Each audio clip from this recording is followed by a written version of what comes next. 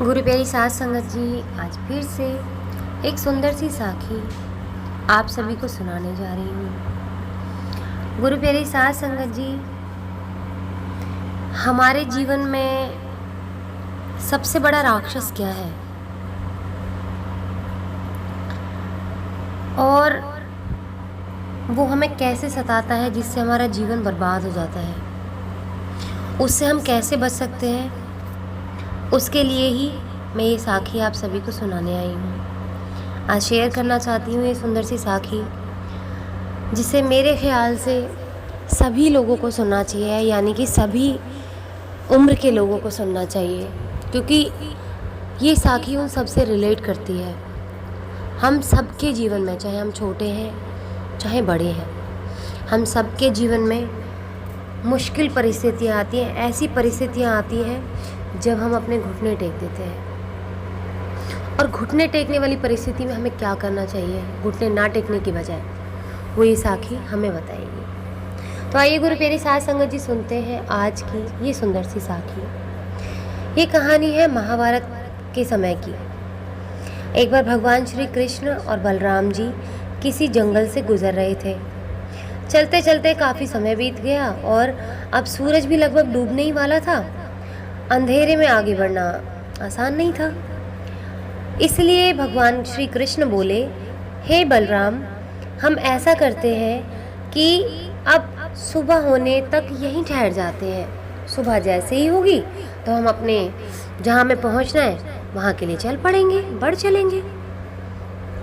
तो इस पर बलराम भगवान बोले, पर इस घने जंगल में हमें खतरा हो सकता है, यहाँ सोना ठीक नहीं है, हमें जाग कर ही रात बितानी होगी।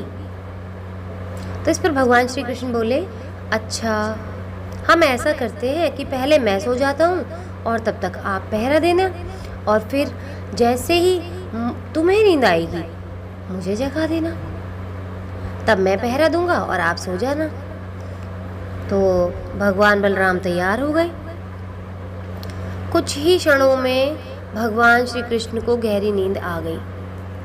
तभी बलराम भगवान को एक भयानक आकृति उनकी तरफ आती हुई दिखाई दी। वो कोई राक्षस था।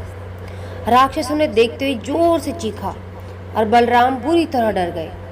इस घटना का एक विचित्र असर हुआ, यानी कि बहुत अलग सा असर हुआ। डर के कारण भगवान बलराम का आकार कुछ छोटा हो गया। अब मैं उनको भगवान बलराम इसलिए बोल रही हूँ, आप सब लोग बलराम के नाम से ही जानते होंगे, क्योंकि हमारे शास्त्रों में लिखा है कि जो भगवान बलराम जी थे वो शेषनाग का अवतार थे। तो वो मेरे लिए भगवान ही है, चाहे वो इस धरती पर इंसान रूप धर के आए हों। ज़्यादातर लोग उनको भगवान नहीं बोलते हैं, लेकिन मैं भगवान मानती हूँ, क्योंकि जो भगवान की सेवा कर रहा है सच्चे मन से, वो मेरे लिए भगवान के समान ही है।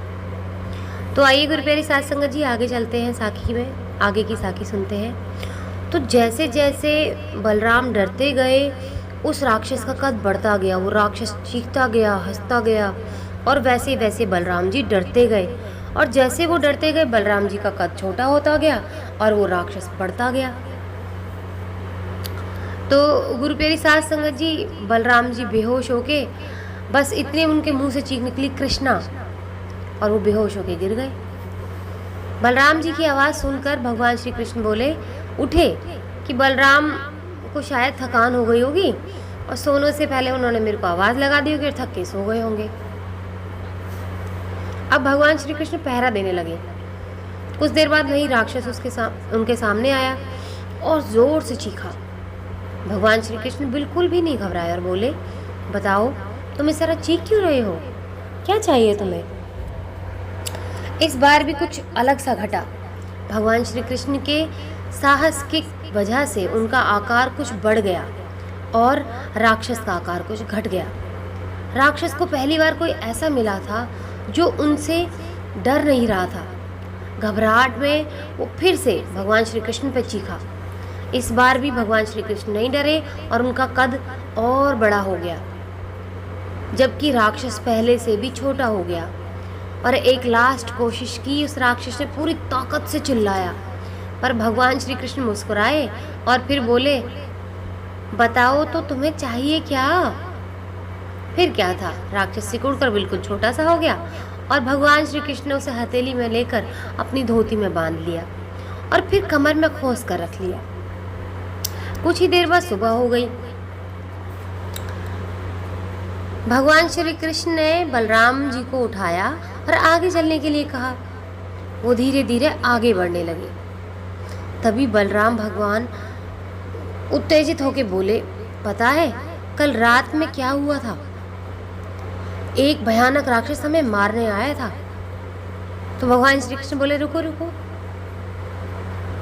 और अपनी धोती में से वो बंधा हुआ राक्षस उनके सामने निकाला कि ये वही राक्षस है क्या? बलराम जी बोले, हाँ हाँ ये वही है, पर ये तो कल बहुत बड़ा था, आज इतना छोटा कैसे हो गया? बलराम जी बहुत हैरान हुए। भगवान श्री कृष्ण बोले, जब जीवन में तुम किसी ऐसी चीज़ से बचने की कोशिश करते हो जिसका तुम्हें सामना करना चाहिए, तो वो तुमसे बड़ी हो जाती है और तुम पर नियंत्रण करने लगती है। लेकिन जब तुम उस चीज़ का सामना करते हो जिसका सामना तुम्हें करना चाहिए, तो तुम उससे बड़े हो जाते हो और उसे कंट्रोल करने लगते हो। तो गुरु प्यारी साध संगत जी, ये राक्षस दरअसल हमारे जीवन में आने वाले संघर्ष हैं, विपरीत परिस्थितियां हैं, जीवन की समस्याएं हैं। अगर हम इन परिस्थितियों को नज़रअंदाज करते रहते हैं या इनसे बचते रहते हैं, घबराते हैं, तो ये समस्याएं और भी बड़ी हो जाती हैं और हमें ये कंट्रोल करने लगती हैं। लेकिन अगर हम इनका सामना हिम्मत के साथ करते हैं तो यही समस्याएं धीरे धीरे छोटी होती चली जाती हैं और आखिरकार हम उन पर काबू पा लेते हैं। इसलिए जब कभी भी जीवन में ऐसी समस्या आए जिनका सामना आपको करना ही चाहिए, तो उन्हें नज़रअंदाज ना करें। जिस परिस्थिति का सामना करना है उसका आत्मविश्वास के साथ सामना करें, उससे बचने की कोशिश मत करिए। जब आप ऐसा करेंगे तो देखते देखते वो समस्या इतनी छोटी हो जाएंगी कि आप आराम से उन पर कंट्रोल कर सकेंगे और उन्हें हमेशा हमेशा के लिए ख़त्म कर सकेंगे। तो गुरु प्यारी साध संगत जी, संस्कृत में कहा भी है, सर्वे भवन्तु सुखिन सर्वे सन्तु निरामया। गुरु प्यारी साध संगत जी, अपने डर पर काबू करना सीखें।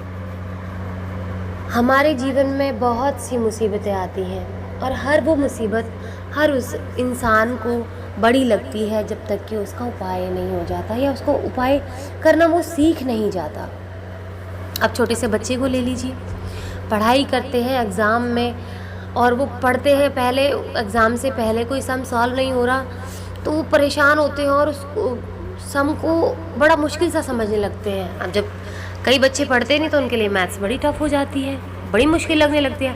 लेकिन जो बच्चे पढ़ते हैं मन लगा के मैथ्स को, तो मैथ्स उनके लिए बड़ी इजी होती है, बड़ा इंटरेस्टिंग सब्जेक्ट होता है। तो वो लोग अपने डर पर काबू पा लेते हैं बच्चे जो होते हैं, और इसीलिए वो इंटेलिजेंट भी बन जाते हैं। ऐसे हमारा जीवन है। हमारे जीवन में मैं एक लड़की के जीवन की बात करूं या मैं एक लड़के के जीवन की बात करूं या बड़े बुजुर्गों की बात करूं, एक लड़की का जीवन ले लीजिए। एक लड़की के जीवन में कितनी ना जाने परेशानियां आती हैं। सबसे ज़्यादा परेशानियां कह सकते हैं एक लड़की के जीवन में आती है क्योंकि कोई उसका साथ नहीं देता। गुरु प्यारी साध संगत जी, हर एक कोई उसको साथ देने की बजाय उसको और डराते हैं, उसको और मिसयूज़ करने की कोशिश करते हैं, उसको दबाने की कोशिश करते हैं। मैं उन्हीं लड़कियों की बात कर रही हूँ जो दबती हैं, जो डरती हैं। आज इस साखी मैं उन्हीं सब लोगों के लिए लेकर आई हूँ जो डरते हैं अपने जीवन में किसी परिस्थिति से लड़ने के लिए। वो सोचते हैं अगर ये ऐसा हो रहा है, ये चीज़ हमसे छिन गई तो हमारे साथ क्या होगा, ये ना हुआ तो क्या होगा। अरे क्या होगा, जो होगा उससे लड़के डट कर मुकाबला करना सीखें। क्या पता आपके जीवन में बहुत कुछ अच्छा हो जाए।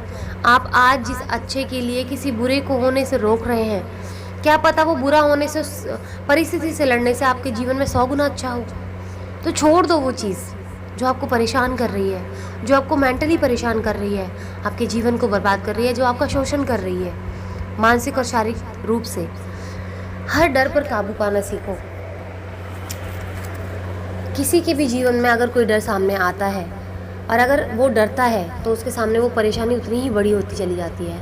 और जिस दिन वो उस परेशानी से लड़ना सीख लेता है डट कर और डटा रहता है, तो वो परेशानी उसी राक्षस की तरह बिल्कुल छोटी हो जाती है उस परेशानी को आप भी भगवान श्री कृष्ण की तरह अपनी किसी पोटली में बांध के ऐसे फेंक सकते हैं दूर। तो डरिए मत किसी भी परिस्थिति से, शेरों की तरह जिए, अपने दिल को अपने मजबूत कीजिए ताकि आप जीवन में आगे बढ़ सकें। ये साखी आज मैं इसलिए शेयर कर रही हूँ कि बहुत से लोग बड़े परेशान होते हैं, निराश हो जाते हैं जीवन में, बहुत उनकी मेंटल कंडीशन भी बहुत बुरी हो जाती है। तो डरिए मत, आपके लिए होप है, आप सब कुछ कर सकते हैं। हर इंसान में भगवान है। आप अपने अंदर महसूस करके देखिए, इस भगवान ने आपको बनाया ना है, आपके अंदर उनका अंश है ना, आत्मा है ना उनकी, तो आप पूरे हो, आपको पूरा बनाया है भगवान ने। इस मानस शरीर को बिल्कुल हूबहू भगवान ने अपने जैसी एक कॉपी तैयार की है। तो हम सब कुछ कर सकते हैं, हम सब में भगवान है। और जो भगवान कर सकते हैं, भगवान ने हमें इतनी ताकत दी है कि इंसान सब कुछ कर सकता है, सब कुछ। कुछ ऐसा भगवान ने इस दुनिया में नहीं बनाया जो कि इंसान उसको हल नहीं कर सकता। Nothing is impossible in this world. तो घबराइए मत, एक बार डट के सामना करके तो देखिए, डर आपसे भाग जाएगा और जो आपको डरा रहा है वो भी भाग जाएगा। वो इंसान आपका फ़ायदा इसलिए उठा रहा है क्योंकि आप डर रहे हैं, और जिस दिन आप डरना छोड़ देंगे आपका कोई फ़ायदा नहीं उठा सकता। आप बिल्कुल चट्टान की तरह मजबूत हो जाएंगे और आपसे टकराने वाला खुद चूर चूर हो जाएगा। आज इसी के साथ इस सुंदर सी साखी को यहीं समाप्त करना चाहूँगी। मिलती हूँ आपसे अपनी अगली वीडियो में नई साखी के साथ। तब तक के लिए खुश रहें, सुमिरन करते रहें, सच्ची सेवा करते रहें।